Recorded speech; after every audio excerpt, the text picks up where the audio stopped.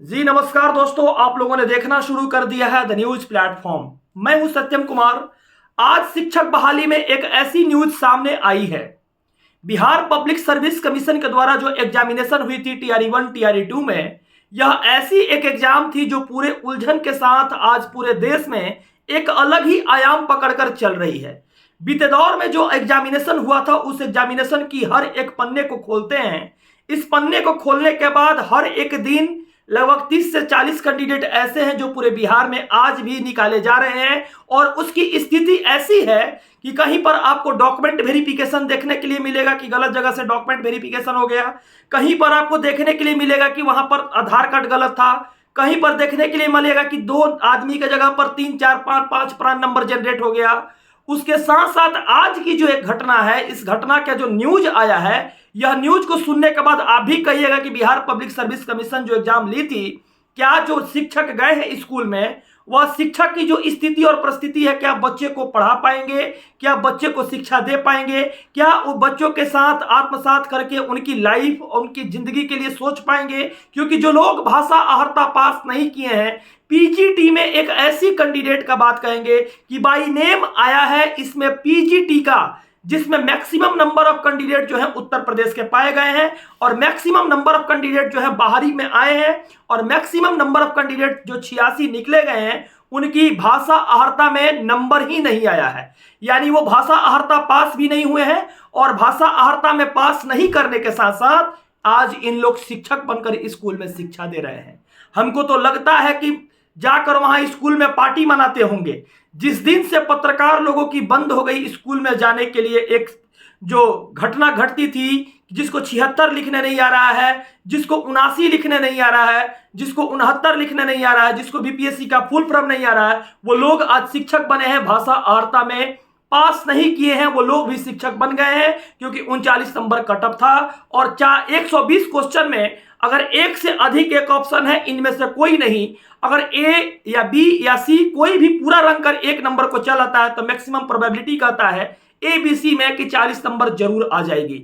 यानी बीपीएससी में जो लोग बैठे हैं उन लोगों को पास करा दिया गया है। जो लोग बैठे हैं उनकी एक अलग गरिमा प्रस्तुतिकरण नजर आ रही है पूरे बिहार में। आज पूरे बिहार के बच्चे जो पढ़े लिखे थे, जो स्किल्ड थे, जो लोग स्कूल में शिक्षा देने वाले थे, उनको बाहर रखा जा रहा है। एक तरफ पटना हाईकोर्ट में लगातार केस चल रही है, लगातार बीते दौर में टीआरई 1 का भी केस चल रही है, टीआरई 2 का भी केस चल रही है, एनआईओएस कैंडिडेट का केस चल रही है, छठा चरण बीएड का कैंडिडेट का जो केस था वो चल रही है। इसके साथ साथ एज रिलैक्सेशन का केस चल रही है, टीआरई 2 भाषा अहर्ता के केस चल रही है, सप्लीमेंट्री रिजल्ट का केस चल रही है। इसके साथ साथ टीजीटी पीजीटी में बहुत सारे जो क्वेश्चन गलती हुए उस पर केस चल रही है। लगातार बीते दौर में केस पर केस देखी जा रही है और बिहार सरकार के द्वारा एक लगातार 100% कहा जाए तो इस पर किसी प्रकार की एक्शन इस प्रकार की नहीं लिया जा रहा है, जिससे बच्चों के अंदर सुधार हो, अच्छे गुणवत्तात्मक शिक्षक मिले, जो बिहार को शिक्षक बनकर स्कूल में एक गुणवत्तापूर्वक शिक्षक बनकर सर्वांगीण विकास बच्चों के कर पाए। इस प्रकार का कोई शिक्षक अभी नजर नहीं आ रहे हैं। केवल बीते दौर में जो बहाली हुई है, अभी सरकार लोगों को पेमेंट दे रही है और उन लोगों को पेमेंट दे रही है जो लोग को हिंदी पढ़ने नहीं आता है, हिंदी पढ़ाने नहीं आता है। जो लोगों को स्थिति और परिस्थिति को देखा जाए तो स्थिति आज ऐसी नजर आ रही है कि जो 2005 में चरवाहा विद्यालय में जो बच्चों को शिक्षा मिल रही थी, आज ठीक उसी तरह से बीपीएससी शिक्षक चरवाहा विद्यालय की तरह नजर आ रहे हैं। ये कहना कोई भूल नहीं है, क्योंकि बिहार की जो एजुकेशन सिस्टम है, सरकार अपनी राजनीति के अनुसार शिक्षकों को बहाल की है।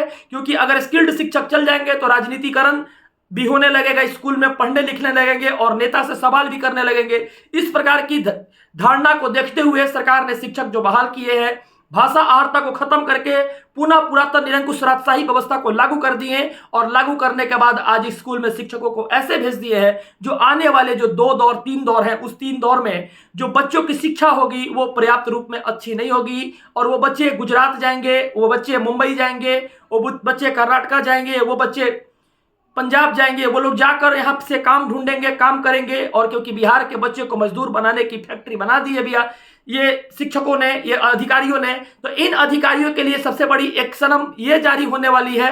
ये जो मैं सारे लोगों को कहूंगा कि जो लोग वीडियो देखते हैं, हम बोलते बहुत तीखा है, हमारी बातें बहुत तीखा लगती है, लेकिन मैं जब बोलता हूं वो अत्यधिक समझने वाली बातें को बोलता हूं, जो कि आप समझने के बाद इस बात को समझिए कि अब क्या होने वाला है इन शिक्षकों का।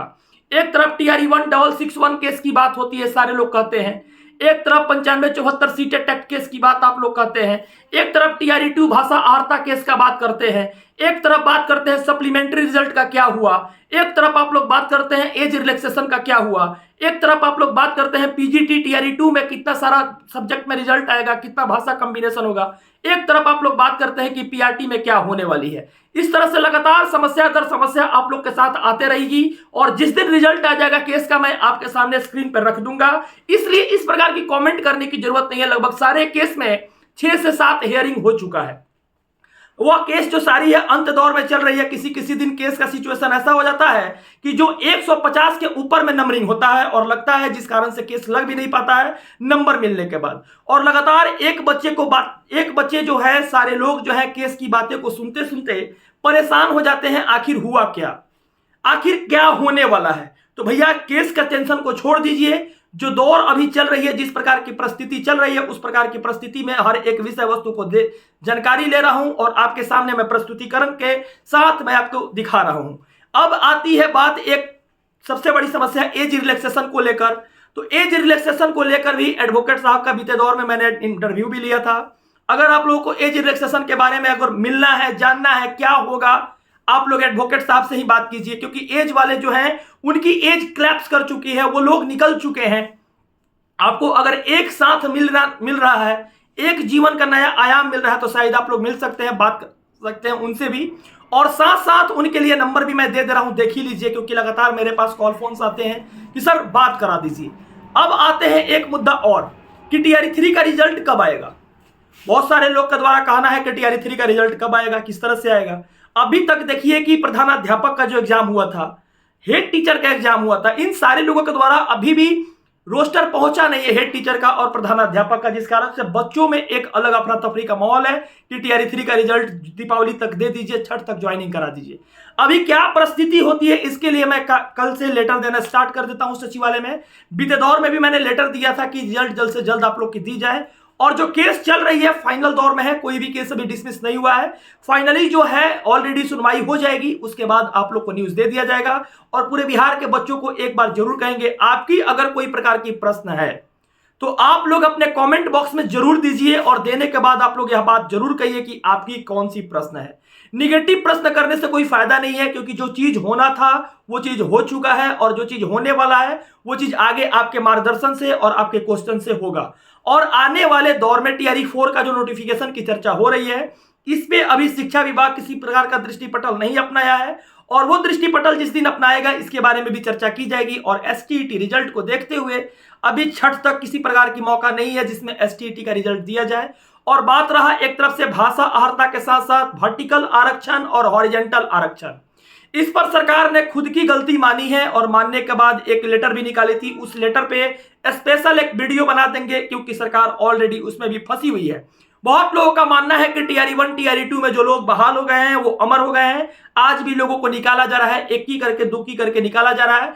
लेकिन अभी मेरी कोशिश वो नहीं है, किसी प्रकार की बात करने की नहीं है। जब समय आएगा, जजमेंट आएगा, उस जजमेंट को आप लोग देखिएगा कि किस प्रकार का जजमेंट है, किस प्रकार का वो जजमेंट का जो स्वरूप है क्या है। क्योंकि हाई कोर्ट और सुप्रीम कोर्ट की जितनी सारी जजमेंट आएगी वो ऑथेंटिकेशन के साथ, कोर्ट के ऊपर भरोसा है सारे बच्चे को और सारे बच्चे के अनुकूल ही जजमेंट आएगा। इसके साथ साथ सीटेट एक्ट केस एक बहुत बड़ी केस है, इसके बारे में अभी पूर्ण रूप से जजमेंट नहीं आई है। बीते दिन मैंने चलाया भी था, सारे यूट्यूबर एक तरफ जाकर चला रहे थे उस न्यूज को। उस न्यूज को चलाने के बाद उन लोगों के द्वारा कहा जा रहा था कि सीटेट की जजमेंट आ गई, लेकिन कुछ नहीं हुआ।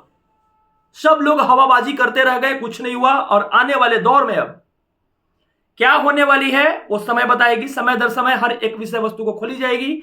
आप लोग कमेंट बॉक्स के माध्यम से अपनी जो क्वेश्चन है उसको पूछिए और खुद से वादा कीजिए, खुद से प्रॉमिस कीजिए कि जो लोग वीडियो को देख रहे हैं चैनल को सब्सक्राइब कीजिएगा, क्योंकि बहुत मेहनत करना पड़ता है आपके लिए और आपके लिए इंफॉर्मेशन जुटाना पड़ता है ताकि आप लोग को मैं दे सकूं। और जहां तक मुझसे कोशिश होता है मैं देता भी हूं। धन्यवाद। जय हिंद, जय भारत। Thank you.